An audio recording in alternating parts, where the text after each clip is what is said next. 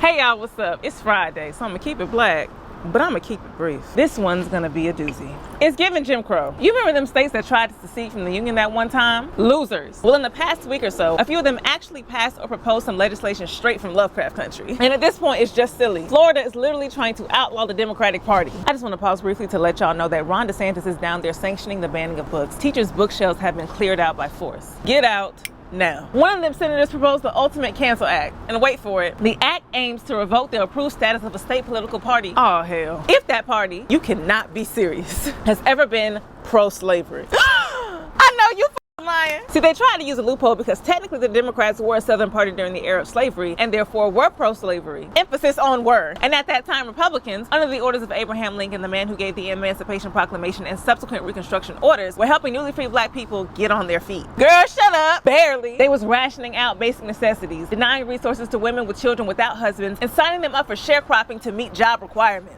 And you, Florida, of all people? And what's crazy to me is the bridge you tried to build from A to Z to get to Z and tell your kids one day that you were the party that finally did something about this country's inaction against the atrocities of slavery. And since your kids won't have any books to read about otherwise, they just might believe you. Because what you won't say is at that time, Democrats practiced Jacksonian democracy, built on white supremacy, named for the same man that forcibly removed natives off their land and literally sent them packing on the Trail of Tears. And if that wasn't wretched enough, he instructed military forces to send them off with blankets to keep warm. Whole time had them joints laced with smallpox and efforts to literally commit genocide under the guise of hospitality. White people will do anything. What you also won't say, because you don't read your damn self and don't bother to know the history of your own political party, is that Jacksonian democracy died when slavery did. Talk to him. And that white supremacist rhetoric transferred into the Republican Party by way of controversy over how much the government could intervene and affect rich white people's money. Let me break it down. Prior to the Civil War, the Republican Party was number one, brand new, in favor of the northern states and therefore industrialization. That's how white people could be anti-slavery but not pro-black at the same time, because slavery was just messing with their money. You following?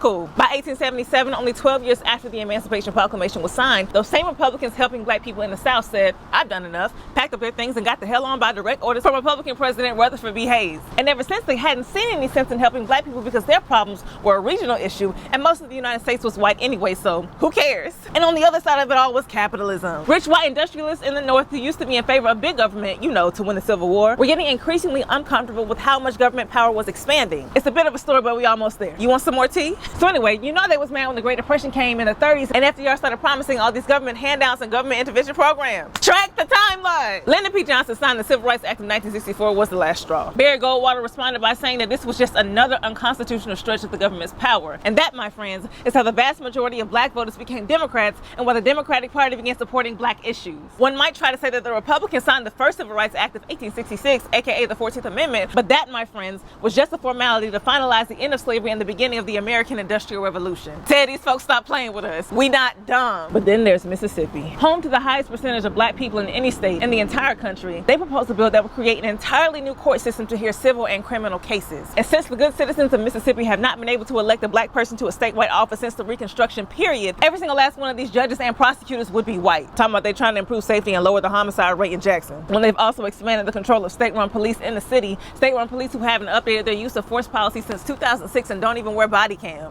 And now I need to tell you this, but a recent study out of NYU suggests that cities with the largest populations of black people, Jackson, do not see the same policing benefits as average cities. Homicide rates do not decrease and the arrests of black people on low-level victimless crimes skyrocket. Tennessee, I'm also on your ass. Tennessee state legislator Paul Sherrill said with his whole chest on the House floor that they should bring back lynching.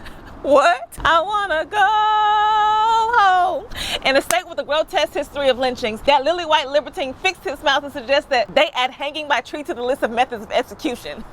Help! I should win an Emmy for these. Tennessee also passed a bill to restrict public drag show performances. And somebody said loud as it's kept, y'all not mad about drag because it's drag, y'all mad about drag because it's gay. Because Mrs. Doubtfire, Hairspray, Tootsie, Jack Lemmon won a Golden Glove for Something Like It Hot. And black people, you too, lining up for the Big Mama House trilogy, the multiverse of Mabel Simmons, Love You Some Eddie Murphy, White Chicks, and Shanae. When children, old people, and Negroes are getting murdered by gun violence and 12, but y'all crying wolf and misgendering motherfuckers at the same time talking about grooming, when in fact you were in the midst of grooming more and more white nationalists yourselves.